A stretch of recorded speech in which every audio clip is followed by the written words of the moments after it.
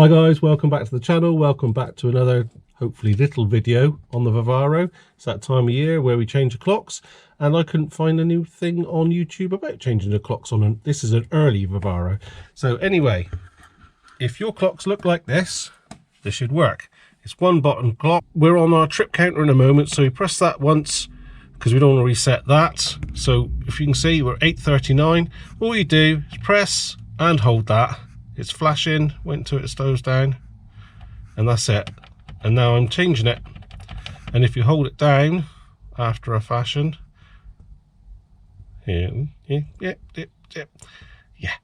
it will go fast. There we go. So that's how you change your clock. Easy peasy. If it helps you change your clock, please give us a thumbs up. I'll see you next time. Cheers then.